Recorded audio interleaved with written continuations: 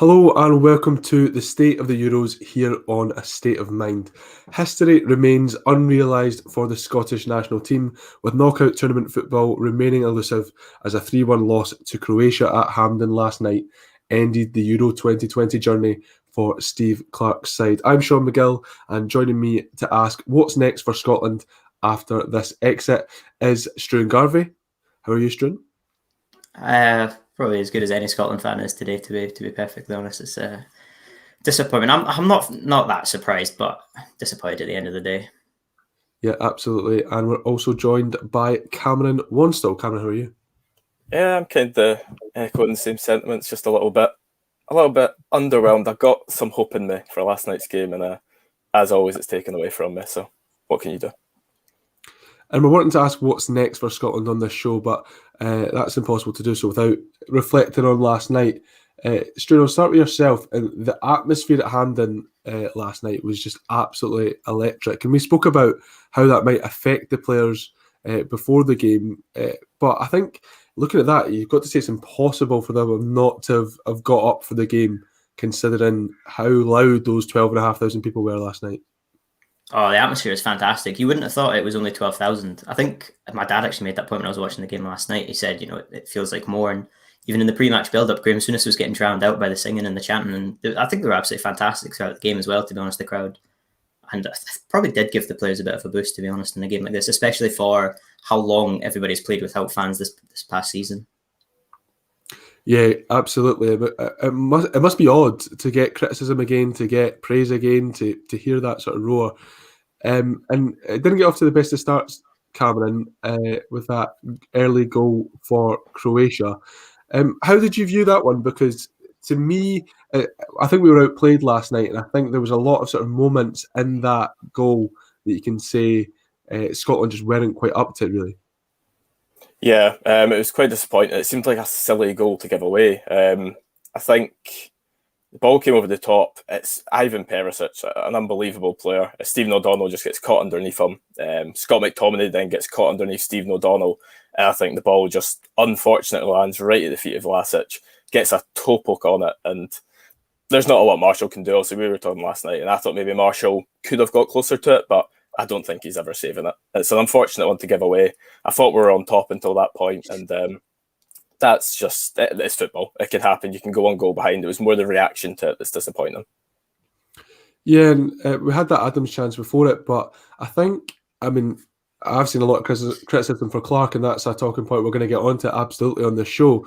But for me, it was kind of an example of the players just not being at their absolute best in these games. I mean, there was a sort of catalogue errors for that goal. Robertson doesn't get tight enough to Juranovic on that flank, and then, like you said, Sword gets caught underneath Ivan Perisic, and then Callum McGregor's too late to track Vlasic, and McTominay doesn't block it, and that sort of catalogue of errors feeds into the fact that while we have a very, very talented squad, perhaps this was a tournament just a little bit too soon for these players. It was their first time on the big stage, and I don't think you'd see a team like Croatia, who were, of course, World Cup finalists just 3 years ago, make those sorts of mistakes in consecutive sort of moments like that.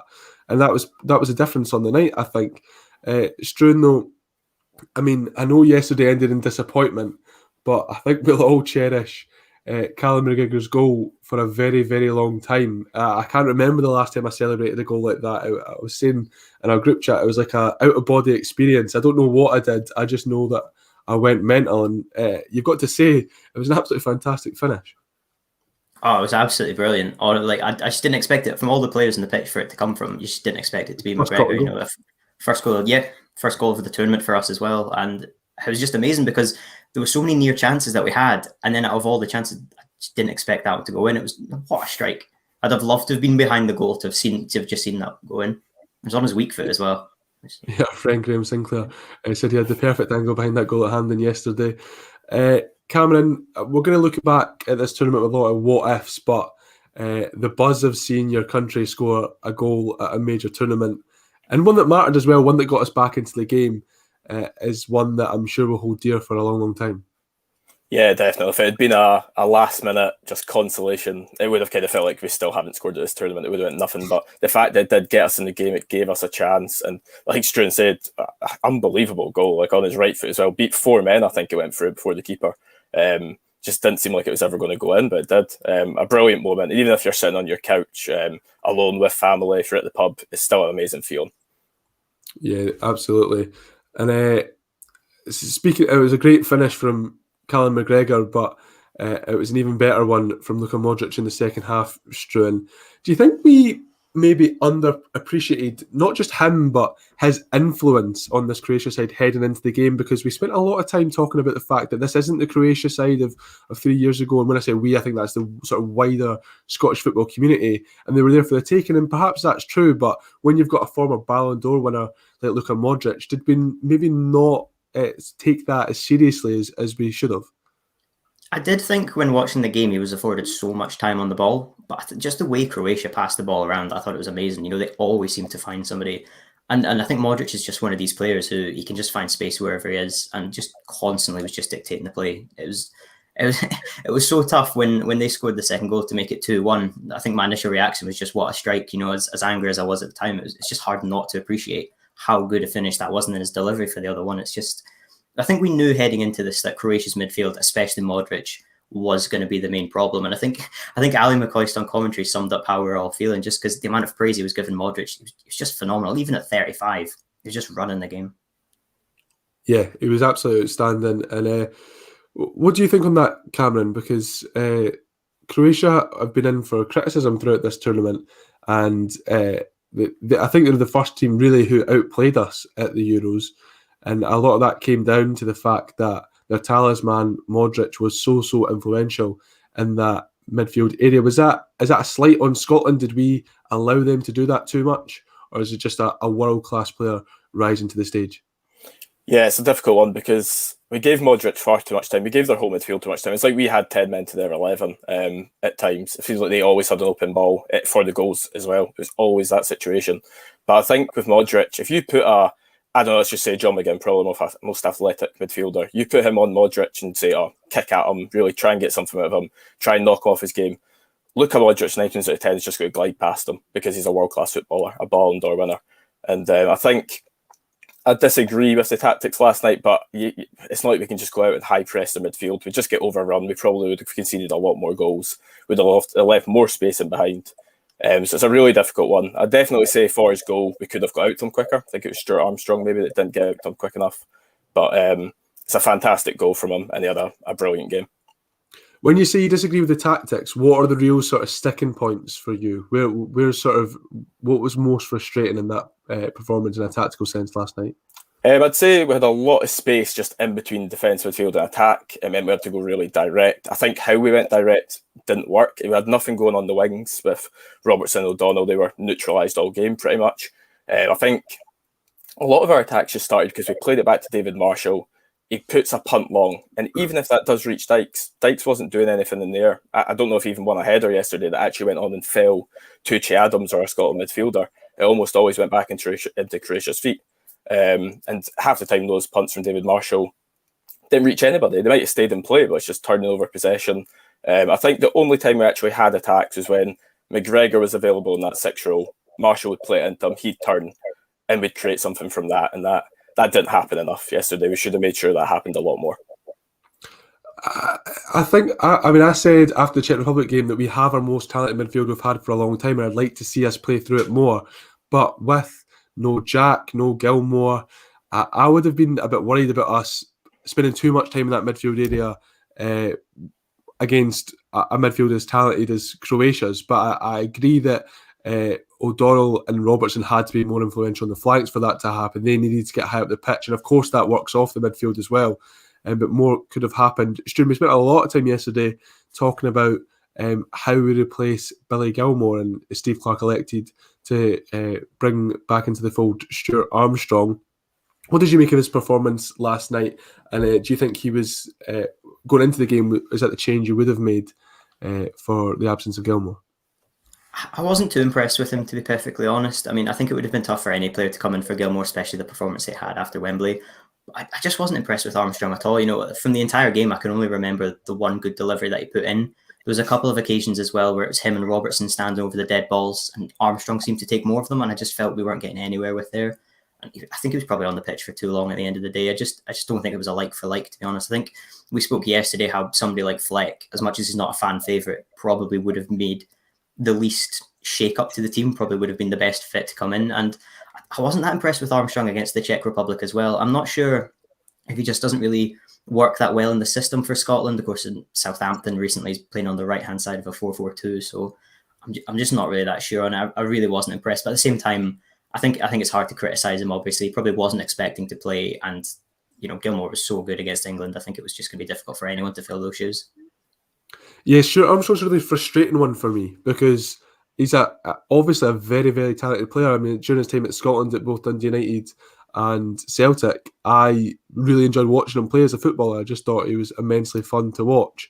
And going down to Southampton, he's really kicked on. He's a key cog in that side for Ralph Hasenhüttl. And I know they didn't have the best of seasons, Southampton, but I think they sort of fell below their own standards. I think we know that there's a good side in there. They're very well coached, and you've got to be tactically astute to play in the system that they employ there. So I think there's obviously a very, very good player in Stuart Armstrong, but he just hasn't done it for Scotland. I mean, his hair's lovely. He's a very handsome man, but it's just not quite the same.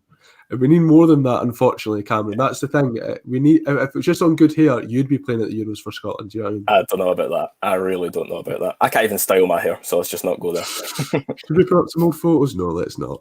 No, let's not. I'll stick with you, Cam, and quickly get off that subject. We can talk about a header from Ivan Perisic. I know he's a player you're a fan of, and people are going to criticise that performance last night. But like I said, it was a catalogue of errors for the first goal. I think the first goal was really poor to concede. The second one's an absolute fantastic finish from Luka Modric, and I don't know if people are talking about it enough. This is an inch perfect header from Ivan Perisic. Yeah. I mean, it's a ridiculous angle. Like Struan said, it's a fantastic delivery from Luka Modric, and it clips off the inside of the post and goes past David Marshall into the back of net and effectively kills the game. I don't know, are we getting... I think you've got to look at the sort of individual moments of this game and saw where it went wrong. And yes, we should have imposed ourselves more. And yes, like you said, tactically, there's things you would fix. But the quality of that side, the World Cup finalists, they're a very, very good team. And I've already asked you if we haven't appreciated that enough. But does that sort of epitomise just how good this side can be? I know it's a set piece, but there was quality in there, no doubt about it. Yeah, absolutely. Everything they do. I knew 10 of the names on that team sheet. Also, they've lost players like Rakitic and Mandzukic to retirement, but I knew 10 names on that team sheet, and I thought, oh wow, great team. And the only player I didn't know was, I'm sorry if I mispronounced it, but I think it's Joran Juranovic, who kind of silenced Andy Robertson on the right-hand side, right wing back. And he was fantastic as well. Like the one guy I thought, oh, let's pin everything on him. Let's get Andy in here and get them on top of him. And he had a fantastic game. So I think it shows how top quality that team is. They've got players at Real Madrid, Chelsea. Like, we have a good team, but this has still got it's still got a good spine of the team that got to the 2018 World Cup final. And maybe, I like to be optimistic in these times, but maybe we're underestimating them just a little bit.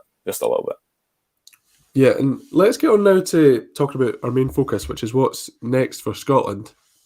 And we'll start off by talking about, I think, something that is maybe dominating Twitter chat, which isn't always the best thing to go off. But I don't know. Actually, what we'll do first of all is just ask you, what are your sort of overriding emotions coming out of last night? I'll start with yourself, Struan. I know you said you're disappointed, but if you could maybe go into a bit more detail and sort of sum up this whole experience of watching Scotland at Euros for the first time in our lives. I think just to see that it has been excellent. You know, I've seen so many, international football tournaments in the past, and to see Scotland actually be part of it, I think it's been excellent. You know, to hear Flower of Scotland be sung 3 times at an international tournament there was great. And I think it's just difficult the way we did go out, because obviously a lot of people are disappointed. But I think in a few months' time, we'll be happy that Scotland were there in the first place. Just to be part of it, to be honest, and just be part of the whole tournament and everything like that. And it is tough right now, but I think later on we'll probably appreciate the fact that we got here. We'll always have that night in Serbia as well. Yeah, and I think I saw a tweet, and I hate when I see a tweet, I don't remember who it's from, so I can't give them the credit for it. But it was sort of just explaining that if you go back to November, that was a really, really dark time. We're re-entering lockdown. There was vaccines were kind of on the horizon, but we didn't know when they would be out or how soon we'd be getting them. And it was just kind of that was the sort of peak, November to January, of when is COVID going to end. And that night, where everyone was sat in their houses, nobody can meet up, and we saw Scotland qualify for the first major tournament on penalties, and the roller coaster that was that night gave this country a massive, massive lift at a time of need. And I think you've got to. I'm not trying to be overly sentimental or say that overrides the disappointment of this tournament, because it doesn't. But I think you've always got to credit those players and the manager as well for giving us that, because it was a massive moment for us all. Cameron, what about yourself? What are your feelings coming out of last night? Yeah, they're still optimistic, I'd say. So I don't need to talk about the past, because you guys have summed up so brilliantly there. But I think we came into this tournament, we've got 1 goal, 1 point. It's not good. I'm not going to pretend that it's good. It's still a letdown, even though it's our first tournament in 23 years, first years in 25. And but it's a good showing for the future. World Cup qualifiers are going to be difficult. We've already drawn 2 games. But I think it's a good feeling knowing that we're unlikely to wait another 20 odd years for our next tournament. I think this has got a good core in this team. I will go on to Steve Clarke, of course, so I won't say anything about him yet. But yeah, I'm feeling optimistic. Even if it's not success in the very near future, it will be in the short term. Let's do that now and talk about Steve Clarke, because I know my timeline had, I don't know, I was pretty split. It was people sort of saying that we've got a lot to be hopeful for the future, and some people saying that they think it's time for a change. And as much as it's hard for me to do so, I think I might try and play devil's advocate on this one, Stu, and say that we qualified through 2 penalty shootouts. There was the Nations League disappointment after that, where we didn't manage to get into League A. Clarke's win percentage is now around 39%. That's the lowest since George Burley between 2008 and 2009. And there's been some pretty questionable Scotland managers over that period. So is it time for a change? Did this tournament sort of sum up that Steve Clarke isn't the right man to take Scotland forward? I think it's so difficult, because obviously we were pretty poor in the tournament, as we've just said there. But at the same time, we got to the tournament for the first time in 23 years. I mean, what I will say is, in my opinion, I think the Scotland team now is probably the strongest it's been in my lifetime, certainly. I think it's probably debatable for that, but I think we have so many good players, so many young players coming through as well. You know, when they were reeling off the ages on the show last night, you know, we have got a lot of young talent in that team. And I think going forward, we can really improve. You know, we've got a lot of players, you know, down south in England at the highest level. You've got Robertson at Liverpool, Tierney at Arsenal, McTominay, United, etc. We've got Champions League winners in the team now. You know, that's excellent for us. I mean, I think there's definitely a future for this team. But as for if Clarke is the right man or not, I think it's quite difficult, because I was personally quite a big fan of Gordon Strachan. You know, I sort of wonder in the back of my mind every single time I watch this team play, you know, what could Strachan have done with this current group of players? You know, could he have done more? And I think it is just that question, you know, can another manager do better than this? Because as good as we have been under Clarke, we do see some of the issues. You know, I think a lot of people complained about the tactics in the Czech Republic game. A lot of people complained about the tactics last night. And I think in previous games as well, you know, the World Cup qualifiers, we've not been that great. You know, I think quite a common one is where to play McTominay. You know, would he be better suited to a back four and put him in midfield? You know, but then we lose Tierney and Robertson. You know, is our whole system just favour to them? They probably are our best 2 players, but is there another way we can get around that sort of situation? I think it's a really difficult one, because, you know, I like Steve Clarke. You know, he's gotten us to this point, but at the same time, I'm always sort of thinking, can we go another level higher with a different manager? You know, I'm going to go into club football here and look at Chelsea under Lampard. You know, I think he did really well with them, and people weren't sure if Chelsea could go to the next level. Someone like Thomas Tuchel comes in and then goes and wins the Champions League. I know international football is a totally different kettle of fish, but at the same time, I do have that feeling in the back of my head that if somebody else was to come in, could we achieve more? Could we have gotten out of that group? Can we regularly qualify for the World Cup with this current team that we have? It's taken one question for me to start defending Steve Clarke, but before I do that, I would like to encourage people in the comments to let us know what they think about Steve Clarke as Scotland manager, and any alternatives you feel if you think he should go. I've seen a comment there from Matt Gunner saying that maybe Callum Davidson would do a decent job coming in for Scotland. Of course, won a cup double with St Johnstone this year in his rookie year in management as well. But the point that I think Steve Clarke has in his favour is that we've seen improvement throughout his tenure. I think that this Scotland side have got better and better under him, and I think, Cameron, that people, of course, wanted more from this tournament, and people are upset. And I think you saw that a lot last night, that we knew qualification was there with a win last night, and it didn't happen. But is there a case that we can be simultaneously disappointed in last night and also believe in the project that Steve Clarke's doing and be hopeful for the future? I think sometimes people in modern day football sort of chat think you can only ever be one of those things. You can only ever be unhappy or happy. And is Steve Clarke a case of middle ground at the moment? Yeah, I think it is. It's a case of trust in the process. It's not going to all come at once. Steve Clarke joined and we were getting beat 3-0 of Kazakhstan and the like. And I think maybe we're quite fortunate. I don't think we should have been in this tournament. I think we really did get fortunate in 2 penalty shootouts to get here. And yeah, the performance is underwhelming. I understand that. Some selection issues, some talk about him not doing the right substitutes, all that. Maybe there was some individual mistakes from him and the squad themselves, but I still think sacking him now would be far too premature. I know that international football only comes around every 2 years or so, but you still can't rush these decisions. We talk about bringing in Callum Davidson, let's say. He plays the same formation, pretty much. Plays the same formation, roughly the same style of football, maybe a tiny bit more proactive. But all he'd do is replace Stephen O'Donnell with Sean Rooney. Maybe that's not a bad thing, but that's all he'd really change to that team, I think. I don't think he'd do much different. Not that it's a bad shout. Callum Davidson, fantastic manager, but maybe give it until after the World Cup or after the next Euros qualification process, see if we make it or not. I think if we don't make the World Cup, that's not a disaster. We're already kind of looking at playoffs instead of first place for that in a tough group with Denmark and Austria. But I think if we don't make the Euros, that's when we should really be asking questions of Steve Clarke. Maybe see what our next Nations League performance is like too. Yeah, and I think Steve Clarke said it himself in his press conference last night that there's lessons to be learned from this tournament, and that's head coach included. And he's been quite consistent of that. I remember when he got the job, he said, I've never managed at international level before. I will make mistakes. And I think we can all openly say that mistakes have been made throughout this tournament, Struan. But also at times the players haven't stepped up to the mark either. And the players clearly believe in what Steve Clarke is doing. They believe in him as a manager. So surely that counts for a lot. How much does that count for in international football when you need to get that message across so quickly?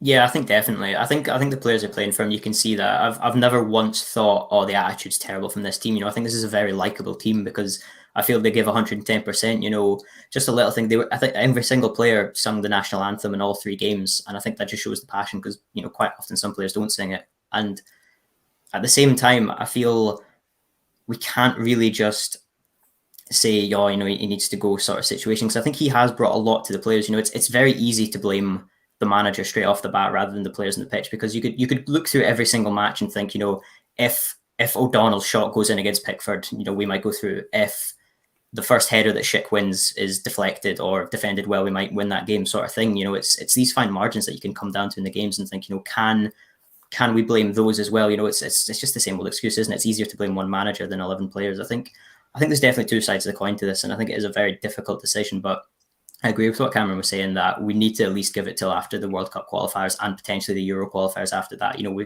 if we were to suddenly drop Steve Clarke, there would be an easy option if we maybe fall back. You know, we maybe actually regress rather than progress. Some of the players may be a bit disappointed that Clarke's been sacked. You know, I think one of the things that I think was a highlight was the fact that Che Adams actually chose to play for Scotland. I think that was absolutely massive and just shows, you know, this is an attractive team to play for at the moment. You know, people want to play for Scotland. And I think hopefully more players in the future will step up. You know, I think what we have seen is a lot more players have been given an opportunity. You know, leading up to this, a lot of people were a bit worried if Billy Gilmore and Nathan Patterson would even make the squad because they are 2 very talented players. But Steve Clarke obviously does have faith in them. And will probably give them more game time in the future. So I think there is that element to it, that he is doing very good things for the squad, even if, you know, the tactics of the lineups are maybe questionable from time to time. And at the end of the day, we were the 4th seeded team in this group. You know, like, at the end of the day, if you look at North Macedonia's group, for example, they were the bottom team. Not many people really expected them to go through. Likewise, Finland with their group. It's, at the end of the day, you know, we're 3 really good teams. A World Cup semi-finalist in England, a World Cup finalist in Croatia, a Czech Republic, a really good team as well. It's hard to say, really. And Cameron, there was an interesting comment in our group chat earlier from Jamie McIntosh, who covers Hearts for Energy Sport and Edinburgh Reporter, and he was sort of asking us to talk about Steve Clarke's ability to progress this side. We know it's a very talented side, and we're going to talk about the players as well in a moment, but perhaps there's question marks over his ability to really kick on with this side. Is he too defensive to get the most out of this team? Is he the right man to make the most of these talented players and make qualification a regular thing, and perhaps a more convincing thing? Because, like we said, it was pretty not fluky, but the way we got in relied on a lot of luck, let's say.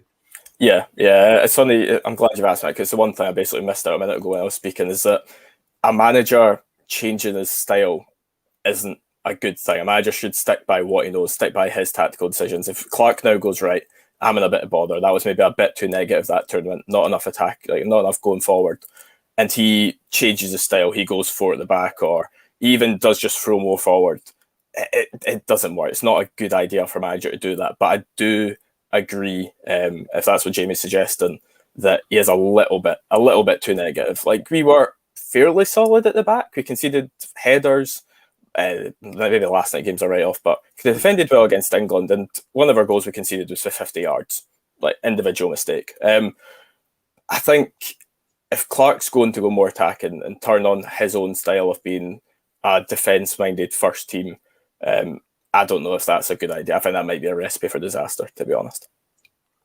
And Struan, Jamie's sort of thought process was that perhaps Steve Clarke was a man we could have used a few years ago when the side wasn't as talented. I mean, of course, we know what he did with that Kilmarnock team. They were bottom of the table when he was appointed manager, and within less than 2 seasons were the best team outside of Glasgow. So, and the squad didn't change all that much. He coaches players, he makes them better, but perhaps that's better suited to day-to-day on the training pitch, being able to affect them rather than these short camps. Do you think there's something in that? Yeah, potentially. You know, just make a team hard to beat, sort of the message potentially that comes across there. But it's hard to say. I think potentially we could have used him a few years ago, and now we have a lot more talent up front. There is the argument that, you know, do we need a more attack-minded manager? But then at the same time, I think he is getting the best out of quite a few players in the team. I think the biggest problem, I think, for the national team is, I touched on earlier on, is the fact that our 2 best players are left-backs, and you know, we've seen in the past Tierney at right back. It's just not the same sort of situation. Tierney at centre back in a back 4. It's just not the same. And I think Clarke has done really well to be able to get a lot out of them. And the partnership's growing. And I guess there's an argument that if Clarke was to go, would we suddenly lose the ability of one of those 2? You know, who would we sacrifice between Robertson and Tierney? You know, will one of them have to shift to another position in the pitch? And then in which case, you know, there's sort of a problem created with that. And yeah, I think it's just a tough one to say, really, because I do like to be defensive in international football, but at the same time, the goals we conceded, I think the XGs for them were ridiculously low. And at the same time, a lot of them were pretty ridiculous goals. I mean, the Modric finish was just out of this world, really. Yeah, I think that's it. I mean, Clarke is, obviously I saw a lot of Steve Clarke. He was Kilmarnock manager. I'm a Kilmarnock fan. And I think there is something in the fact that he does struggle for a plan B. I mean, you saw at England, Steve Clarke got his tactics spot on. There was no doubt about it. The way we played in that game, it was a shame we didn't nick a winner. And he nailed it. And I genuinely believe we have a better coach than England. I think Steve Clarke is a better football coach than Gareth Southgate. But in Kelly games, when perhaps once we started becoming a side that teams were a little bit more fearful of, which was a strange position to be in, and teams would maybe put the ball behind us. I mean, I know a lot of people saw Kilmarnock when they played Celtic and Rangers on the TV, and that's when we pulled off that sort of England-type performance. But in those games when we maybe played Aki's away, or I don't know, St Mirren at home or something like that, and they decided to sit behind the ball, we did really struggle to break teams down. And I think if you don't have that sort of maverick in attacking areas, we did it through Greg Stewart, who of course went to Aberdeen then Rangers, but in those attacking areas, we don't kind of have someone who will just do something different. It's all quite sort of mechanical in our build-up play, that it'll go wide and crosses might come in, it'll go long, and we're trying knockdowns. And I think they don't just come out of nowhere, but finding that sort of player who could be a kind of enigma in attacking areas. You don't know what he's going to do. I mean, Wales get a lot of praise, but and I said it on this show a week or so ago, their attacking trio behind the striker play for Manchester United, Juventus and Real Madrid. And yes, it's great to have the likes of Shea Adams, and Dykes seems an improvement on what we had before, not based on this tournament. He didn't have a good tournament at all, Lyndon Dykes. And yes, John McGinn can be good in those forward areas, but they're not very elusive players. They're in your face. They're going to get in there. They're going to hold you off. And yes, that's the Scottish style of play, but if we could just find that little bit of magic in forward areas, I think you could see Steve Clarke build around that and really make a difference. I would stick with Steve Clarke. I think that, like I said, we've got better and better over the time of his tenure, and I really do hope that continues. But Cameron, World Cup qualification, you said that maybe it's going to be tough, and we know we play Austria and Denmark, who are already through to the last 16. But if we fail to we've realised the dream. We've been at a major tournament. Us young folk have all seen it there. And if we don't make it next winter, then question marks are going to be asked. And I think that the mob might go for Steve Clarke. Yeah, I think that's a tougher one, because this tournament's 24 teams, so we were one of the 24 that were lucky to go. I think the World Cup, there's still 32 teams in Qatar. I think it's only about 13 go. Winning our groups could be a huge ask. Denmark have already got 9 points. We were on 4. Same with Austria. I think Israel may be on 3. Israel, another team, by the way, that we do have trouble with. I wouldn't be rushing to condemn Clarke, unless the performances are terrible. Unless we're losing to Moldova, then I'm not going to be condemning Clarke for not getting to Qatar. But I think the next Euros, which I think is in Germany maybe, that's the big one. Like, if we don't get into the Euros, because you've also got the Nations League to get into that as well. I should say there are spaces for the Nations League to get into the playoffs for the World Cup. It's very confusing. But I think I wouldn't be too worried if we don't get to the World Cup. But if we don't get to the Euros in 2024, that's a good few years under Clarke. You can talk about training camps, but that's a lot of years to get your tactical set up implemented on this team. And if we don't get to that, really serious questions need to be asked. And I think I'd be on the side wanting them out. Yeah, and I mean, we spoke about earlier in the show, and we spoke about it a lot on Energy Sport, that I think reactionary takes have kind of taken over football. That's probably because of social media. I know some people in the comments were saying similar things there. That, and I know that people are upset. I'm upset about last night, but like I said, we can be simultaneously upset and hopeful, and that's the way I feel. And part of the reason that I'm hopeful, Struan, is because of the amount of talent in this squad and the amount of talent that can break into this squad. I mean, we've got to start with Billy Gilmore, who knows what would have happened if he was available to play last night. And we certainly would have had a bit more control in that midfield area. Do you think that after that performance at Wembley, and perhaps how we've played without him in the 2 home games at Hampden, that there's a real case to make that going forward, this midfield needs to be built around the Chelsea player? Yeah, I think definitely. I think the fans would be furious if he was to be on the bench again for the next game. Is it Denmark in September that we have? I think Gilmore has to play, really. I think he's probably the most talented youngster in the team. He's probably one of the most talented youngsters, in the Premier League. And I think that's a huge compliment to him. And I think we're just so fortunate to have him in the team. He's just turned 20. He's going to have a really bright Scotland career ahead of him. You barely hear any criticism of him. And he's had so many man of the matches in his debut. I'm just really excited, to be honest, to see how he fits in. I think he can play around that midfield 3 that we have. I think maybe we'll probably build the team around him. I think we'd be almost silly not to. I think it's one of those where he's that good. We need to take advantage of having a player of this caliber, to be honest. And he could be the difference. It could be our Modric in the future. I'm not saying he's going to win the Ballon d'Or, possibly as attack-minded as Modric is, but I think he is our main man, to be honest, in the middle of the park. Cameron, you don't want to sort of heap too much pressure on him or sort of talk him up too much in case that has an adverse effect. But I'm about to do just that. I think the way that Billy Gilmour's played, I think there's a real case that in the next, 5-6 years, one of the best midfielders in the world could be Scottish, and he's a technical player as well. He's so good on the ball and progressing it forward. You've got to capitalise on that, haven't you? Like Struan said, our midfield's are a more talented option, and we missed Ryan Jack in this tournament massively. I think I saw a comment earlier and apologies for not knowing who it was, but if Ryan Jack had played, we wouldn't have conceded 5 goals in 2 home games. That wouldn't have been the case at all. He's a fantastic player who gives that midfield stability, and it'll be hard for Gilmour to force his way into that team, but you've got to capitalise on that type of talent, don't you?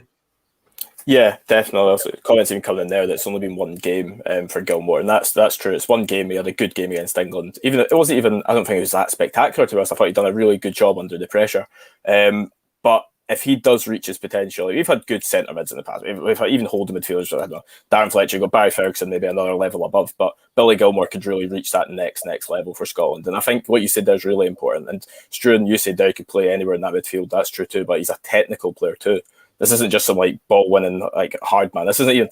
And no disrespect to John McGinn, a fantastic technical player, but he's someone that maybe is more just get in your face, kind of a lot of energy, that sort of thing. Billy Gilmour seems to have everything. If he just works maybe his defensive side, he could be an all-round midfielder. But it's really exciting to have another. It's nice knowing that our midfield could be sorted for the next 5 to 10 years. That's good. There's some other problem areas, obviously up front. Really worrying that we don't have any goals. I'd say right wing back's an issue. We've got a few like Nathan Patterson coming through, can hopefully solve that problem. Goalkeeper, I don't think we have a decent goalkeeper under the age of 30 in Scotland, to be honest. No one that's the same level as Craig Gordon, David Marshall, Alan McGregor, or John McLaughlin anyway. But yeah, it's good to know that our midfield should be safe for the next 5 to 10 years. Yeah, no, we'll get onto that in a moment. And I'm seeing some comments perhaps disagreeing with us. David Kelly saying Gilmour's had 1 game for us and we didn't win. We need to calm down a bit. Looks a great talent, but let's let him do something first. And I think there's something in that. And I think I agree with you to an extent. And it's nice to be able to get excited about a player, but the way that you hear people who know Billy Gilmour, have watched him up close, talk about him, I think it's hard not to get excited. There's a lot of people who know football, who know him, who have seen plenty of youngsters come through, and they seem to hold Billy Gilmour in very, very high regard. So I'm very hopeful that Billy Gilmour will make an impact on the Scotland side.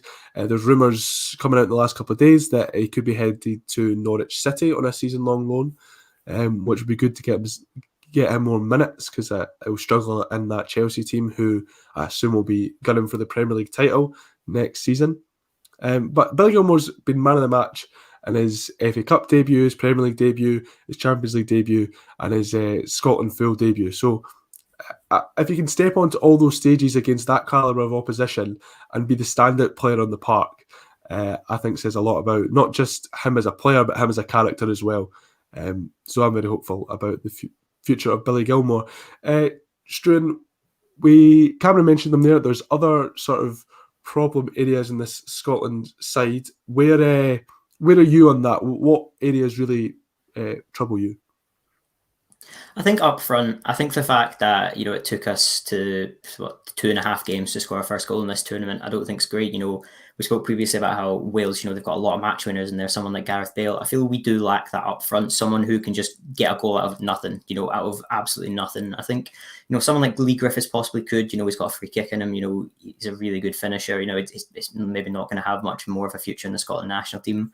But I think up front is an issue. I do like the Adams and Lyndon Dykes link up, but I'm just not sure if it's always gonna work. It was a pretty poor tournament from Lyndon Dykes. Kevin Nisbet, of course, as well, possibly could come into that. But I think I definitely would like someone up front who just scores goals, who's just a natural goal scorer, just out and out, just finish anything for us. I think that's what this team needs, because I think, we do possibly need to strengthen the right wing back, especially compared to how good our left-hand side is. I think the right side definitely lacks in there. I think possibly in the centre of defence, there's some issues there. Maybe people want McTominay to be in midfield and somebody else who's a ball-playing centre have to come in on that right-hand side, because I think Grant Hanley and Tierney have been superb, to be honest, in recent games in that back three. So possibly if we can bring through another right-footed centre have to come in as the right side one, you could maybe put McTominay as more of a box-to-box midfielder, have him again, McGregor, Gilmore, a really strong midfield from there. But I think if there is an out-and-out position, it would have to be up front. I think there is possibly concerns as well of a goalkeeper, as Cameron said. We don't have any great goalkeepers coming through under the age of 30, but it's kind of hard to tell how long a goalkeeper is actually going to go. I was thinking in the back of my mind, I wonder if that's going to be Marshall's last game. He's 36 now, I think, coming in. But then at the same time, he could just keep going. I mean, Stekelenburg for Holland played in the 2010 World Cup, and he's still the first choice goalkeeper for that national team at 38. It's such a difficult one to say, goalkeepers. I mean, even Buffon at 43, turning 44 next year, still going to be playing for Parma. It's a tough one to say, goalkeeper, for me. Yeah, that I would agree with you on that one. That I quite like the three goalkeepers we have in the squad, but there's no sort of real heir to the throne, if you will. There's nobody really sort of staking their claim to be. I mean, ideally, you would have had that third place option being a young, talented player, and I personally would have had Liam Kelly of QPR, but he was on loan at Motherwell for the second half of last season, and just in that second half of the season managed to get their Player of the Year, because he made such an impact on that team, and the reason they weren't in the relegation battle when it came down to the last few games was down to him, because he pulled off a match-winning save or a one that got them a draw or whatever about once every game. He's still fairly young. I think he's 24, 25, Liam Kelly. There's still time for him. Robin McCrory was a player who a lot of people had hopes for. He then went to Livingston again on his loan this season and was displaced by Max Strejek. So there's concerns there. I think he was really disappointed in the first half of the season, McCrory. Of course, you're not writing him off yet. There's still a long way to go in his career. But goalkeeper is definitely a concern. I would agree with Cameron that I think right wing back has kind of been solved with the emergence of Nathan Patterson. Even in that short cameo last night, you would say that he looked brave, he looked confident, and we know he's technically a very good player. And I think Stephen O'Donnell deserved to start this tournament. He had a rubbish game against the Czech Republic. We know that. He was great at Wembley, and I'd say he was sort of poor to mediocre last night. He was involved in the goal, but he was a bit too sort of... he didn't have enough drive going forward last night for me. So I think that Nathan Patterson will soon displace Stephen O'Donnell, but we've all said that the one problem area has to be up front, because yes, Shea Adams has come in and we were very happy with that selection, but he still doesn't strike me as particularly sort of potent in front of goal. He seems like a very technically astute player, but if he doesn't start scoring goals regularly for Scotland, then it's going to be a sort of monkey on his back, and I think that's hard to displace. Lyndon Dykes is another one who I liked as a player, but it hasn't shown up at this tournament. And Kevin Nisbet, I think people sort of seem to assume that if Kevin Nisbet had got more minutes, he definitely would have scored, and he might have. But Kevin Nisbet's a good finisher. He's had a fantastic season at Hibs, and he's still very, very young. He could go on to be this sort of finisher we need for Scotland. But I think Clarke sees them day in and day out. Sorry, I think that if Kevin Nisbet had made that sort of impression in training, he would have got more minutes on the park. But I would like to see Nisbet and Adams tried in future games. I think that could be an option. It'll be interesting to see where Kevin Nisbet lands at the end of the summer. I'm sure Struan will be hoping that's still Easter Road. We'll have to see on that one. Is there any other points you guys want to make on Scotland before we look ahead to these other teams? Because it's been a journey, qualification, the build up to the tournament, and yeah. So anything else you guys want to say on Scotland at the Euros, which is still a nice thing to say?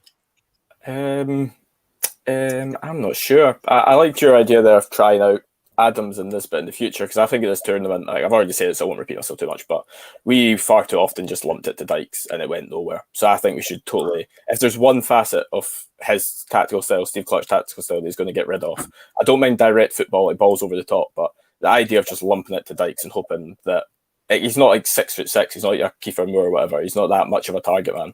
I think he was going to take one thing out of his tactical style, it's that, because that was really hard to watch, and it brought us nothing, I think. Yeah, if Dykes is going to be in the team, I like that to be an option, but I don't want it to be the only option. I don't want it shouldn't be our main attack and outlet, you know what I mean? Yeah, I'd agree with you on that one. Let's try and move past Scotland then, as hard as that might be, and talk about the other games to come in the Euros today. We'll start with Group E, and that, of course, involves Spain, Slovakia, Sweden, and Poland. We'll start with Spain, Slovakia, Struan. And Spain have been frustrating to watch so far in this tournament. Is this a game where they come alive and they seal qualification and they perhaps make a decent run at this tournament? I really hope so. I think Spain can be, when on their day, they can be one of the best teams to watch world football. But as you say, it's been difficult watching them. You know, the amount of times, what was the possession? They had 81% in the record passes against Sweden in the first game and had one decent opportunity throughout it. And then the game against Poland was frustrating to watch as well, to be honest. The missed penalty and then the missed rebound after that. And you're just sort of screaming at the telly. You know, it reminded me a bit of Scotland not being able to score goals, to be honest. I mean, I think we've scored as many as Spain in this tournament so far, so that's one good thing for Scotland, I guess, at the end of the day. But you know, I love the midfield. I think Pedri is such a good player. I really like Koke, but I do think there are, you know, I think Spain have been quite unlucky at some areas. You know, no Ramos, I think, is a massive loss for that leadership, and Llorente as well at right back. I think Carvalho probably would have come into there because I mean, Llorente is probably one of the most versatile players in world football in recent years. You know, he's played everywhere for Atletico Madrid recently, and now he's in right back at the national team. I think they've got a lot of good youngsters coming through. Unai Simon seems like a really good goalkeeper. He's had a good season with Bilbao. Pau Torres looks like a really good centre half. He's being linked with the likes of Real Madrid. Pedri, as I previously touched on, is a really good midfielder as well. Ferran Torres. I think they're building, but at the moment, I think they're still missing a couple of players up front. You know, if they had a goal scorer, I think they could be a really, really strong team. And of course, recently they've acquired Laporte, who I think's now played 3 games for the national team and it's looked okay in the process. Cameron, I know you'll be hoping for Spain to progress in this tournament due to the fact that your team in our sweepstake over at Energy Sport. But also, I think there's a sense that, particularly because of the sort of time period in which we grew up and that Spain dominated world football, that it would be a shame to see them depart at this early stage. And it doesn't quite feel right that they're so off the pace at an international tournament. I don't know if you'd sort of concur with that. Yeah, definitely. Sonny, we were saying that we were watching the game in a pub last week, some of us, and someone said that it's just not the Spain we grew up with. But I'm sure older generation, Spain, before they went and won 3 trophies in a row, Spain were kind of known for being like underwhelming and underperforming a lot. And I think it won't be that much of a shock to people older than us, but to us, certainly, it's what we've grown up with in our childhood, that Spain are just this all-encompassing, dominating, possession-based, tiki-taka team. And now you've got Morata missing open goal rebounds, and you've got Gerard Moreno, no offence to him, but you went from David Villa and Fernando Torres to Gerard Moreno. He's just not that sort of flashy kind of player. They don't play that sort of pacey passing style anymore. They're really sluggish, really sluggish performers, and they've definitely been more underwhelming than I thought. When I got them in the sweepstake, I thought, oh, well, you know, they've maybe got a chance of winning. Now, I don't even know if I'll watch their game tonight because I don't think I'd put myself for another 90 minutes of them. They can definitely turn around. Struan's picked on it there. They've got some fantastic individuals, but they're definitely not a team yet. And maybe by the next Euros, they'll be one of the favourites again. And Struan, you maybe go into this game before and think, that should be a pretty easy win for Spain, but from what we've seen from Slovakia so far this tournament, then it becomes a trickier picture, doesn't it?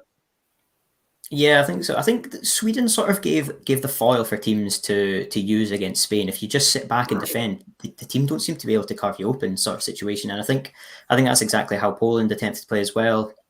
And I think Slovakia will do the exact same. You know, they've got a really talented defender in Skriniar. Dubravka's a really solid keeper as well. Someone like Hamsik in midfield. I think they will probably sit back and just soak up the pressure because I think, well, Slovakia only need a draw to go through. I think it could be a very bad game on the eye, to be honest. I think it could easily see this being a 0-0, to be honest, just playing for the point, which I think is a lot of people have complained about this Euros, how in the group stage we might see a few games like that. But I think Cameron's right. Spain have been sluggish. It's been tough to watch them, and growing up, they're the best team to watch. The midfield of Iniesta and Xavi. Xavi is one of my favourite players growing up. I think he was excellent. And even in the 2012 Euros at times, Cesc Fabregas was the centre forward. They played a false nine. They didn't even have an out-and-out striker. They could just score for fun. The defence was solid.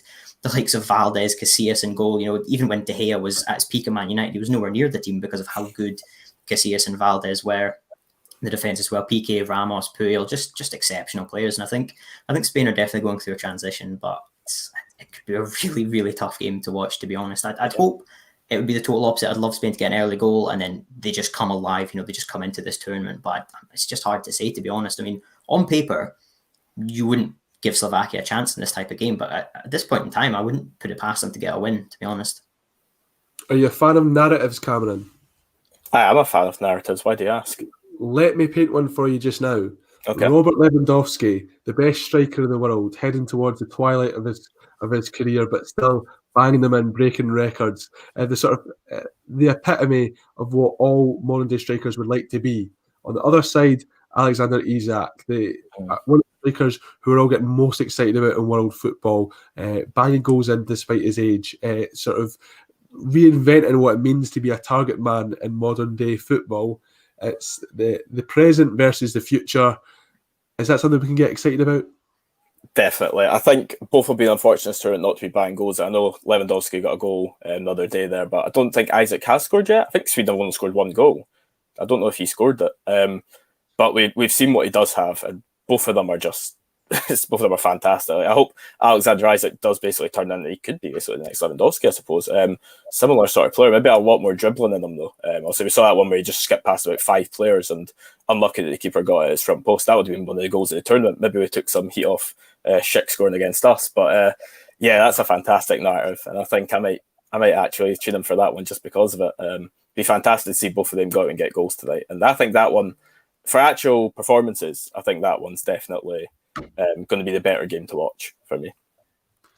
Yeah, I think the Euro should get in contact with me for sort of some sort of marketing job after that. I think we could create a nice wee sort of dramatic TV package before the game tonight, get people hyped up for it. It might not be Ali McCoy's doing train spotting on ITV last night. Well, nothing's going to top that. No. Yeah, no, it was just gorgeous. And James McAvoy's was brilliant as well. I only caught that after because of course he was down south for the game, but I thought that was brilliant. So they've done a very, very good job of that. Switching over to the group of death, and it's finally poised this one, all 4 teams in with a real fighting chance of getting through. And we'll start with Germany, Struan, who looked somewhat lacklustre in their opening game against France, and then just absolutely came alive against Portugal, thanks in large part to the performance of Robin Gosens on that flank. So Germany are kind of hard to pin down at the moment. Do you think that they've got a good chance in this one against a Hungary side who have seen show a lot of fight and, of course, get a point off the world champions? I think it'll be a difficult one. Coming into this tournament, I wasn't sure what to expect from Germany. Of course, the 6-0 for Spain, I think, was mentioned a lot. This is going to be Joachim Löw's last opportunity with the national team before Hansi Flick comes in. The recalls of some of the players like Hummels and Müller, I think, was definitely been a boost to that team. I think against France, they didn't look that great, but at the same time, France are just so good. It's hard to look good against France. But Hungary managed to do that. I think they were quite unlucky. I think 3-0 really flattered Portugal in that first game. It was 83 minutes before Portugal got the first goal, and then it was just sort of a floodgate open situation. And Hungary actually scored, so close to being onside. I think they were really unfortunate there. And I just quite enjoyed seeing Hungary in this situation because obviously coming into this tournament in the group of death, they were just written off from the off. You've had the World Cup winners, the previous Euro winners, and the World Cup winners before France and Germany. It was just, on paper, it was just, what can we do in this situation? But I think they've stood strong. Of course, they've got the home fans, which I think is an advantage, but they are missing their key player in Szoboszlai up front as well, or creative midfield. So doing all of this without him, it's just nice to see. I think they will make it difficult for Germany, but I feel Germany have kind of got their tails up now. I think if they win this, they could potentially top the group, depending on how France get on against Portugal. So I think they'll definitely be going into this one with confidence. And they're quite an entertaining team to watch, Germany. I think Gosens is probably the player when you look at that German 11, who people wouldn't really know about, he's not the big name, he's not your Müller, he's not your Kroos, your Hummels, Neuer. He was absolutely fantastic, and it's just really a joy to watch. To be honest, I love seeing the unknown players turn up for these big nations, and I think this is probably going to be one of those players who, when we look back on the Euros, we sort of think about, wow, I remember Gosens in that tournament. He was excellent because he did look good against France at times as well, and then obviously against Portugal, he was absolutely phenomenal. Yeah, definitely. I think you have to put in the disclaimer that it was up against Nelson Semedo, and it baffles me that he's an international footballer who's played for Barcelona and a pretty decent Wolves side as well. So, yeah, of course, that would have been João Cancelo if it wasn't for his positive coronavirus case. But so it might have been a different story. Cameron, you've been very positive over this Hungary side. Do you think they could sort of put a dent in the armour of Germany and really throw a spanner in the works in this group? Yeah, I fancied Hungary for the off. I actually said that they'd get third, but I tipped Germany to go fourth, and now after that last game I'm not so sure. But no, I think Hungary, they'll definitely give it a go. You saw against France, they were really unlucky. I don't want to repeat what you've just said there, but basically they went ahead for Fiola, and then they only conceded due to an individual mistake. The defenders let the ball bounce over them for a long punt, and they just they couldn't get back into their shape. But yeah, I think Hungary will give it a shot. I think Germany might be too much for them. We saw how just brilliant they've been. Like, we've seen how dangerous their wing backs are. You've been talking about Gosens and Kimmich there, of course. But no, I would love to see Hungary get some. I'd love to see Hungary win this, and then maybe Portugal beat France. I think that gets them through in third place. So I would love to see that narrative if I keep going on about that. But yeah, Hungary, a really exciting team. Like Stuart said, missing their main attacking midfielders or their creative spark. So it's even more brilliant that they've came out to this tournament and actually really looked dangerous and by far the hardest group the Euros has seen in years. Yeah, and talking about things you'd love to see, I think we can all agree that the people at the Allianz Arena should just stick it to UEFA and light it up in the rainbow colours anyway after they didn't grant them permission to do so against Hungary, who have just recently passed anti-LGBT laws. So just do it anyway. And then make a stand. That's nothing. You're better apologising than asking for permission. Yeah. It'll be a fine. That'll be nothing for them. Like, who cares? Exactly. Just and the statement it would make for world football and sport in general and society in general would be a brilliant one. Moving on to the other game, Struan, so of course France versus Portugal.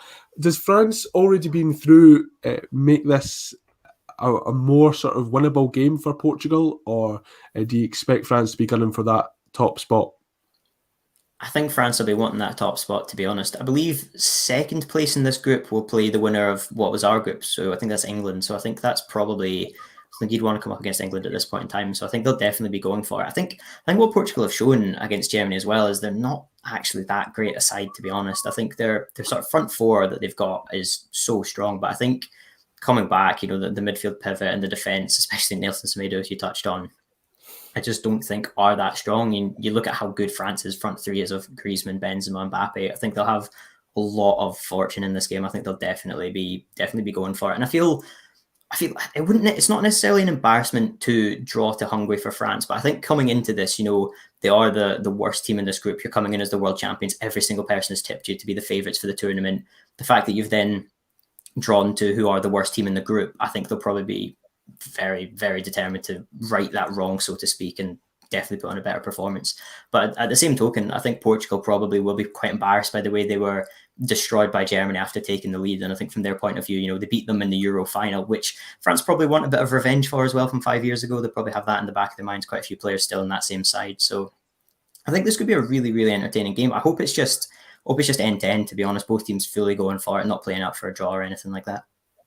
And talking about being end-to-end, Cameron, I mean, Kylian Mbappe, Karim Benzema, Antoine Griezmann, Cristiano Ronaldo, Diogo Jota, Bernardo Silva, João Felix could come off the bench. Yeah, he's coming back. Mm-hmm. Tell me there's got to be goals in this game. Yeah, there has to be. I think Portugal have enough quality to get through France's back line. I think France's back line, I know they conceded to Hungary, but it's still pretty stable. But I think France are more likely to get goals. I'm backing France for this game, even though they've already qualified, because we saw Portugal the other day, like you say, also we've got all hounded Semedo here, but they were so narrow. And I just think when you've got Kylian Mbappe, he can just run wide, and they were so narrow against Gosens and Kimmich. Gosens just had all the space in the world on that left side. I wouldn't even say Semedo was marking him. I think they just forgot about Gosens because he was too busy marking another forward. I think that's a real trouble. If they don't address that, then you've got players like Mbappe, even Griezmann can go wide, and they will just get down the wings, play it in. Benzema or the other will be there like Mbappe, and I think France can get a few goals here tonight. Well, let's hope so. Let's hope we see goals. And that's all for us on this episode of The State of the Euros. Thank you very much for watching. If you're of green and white persuasion, the Axon Bulletin will be with you in about half an hour's time. It'll be interesting to see what comes out after Lee Griffiths' interview this morning, and I'm sure there'll be some chat about Steve Clarke and people who have previously linked into the Celtic job. People might feel differently about that now, of course. Thank you very much to Cameron Lonstow and Struan Garvey for joining me. We'll be back again tomorrow to talk about those games, and I guess we can look ahead now to the last 16. The knockout stages are ever closer, but unfortunately Scotland won't be there. Thanks very much for joining us, and we'll see you again soon.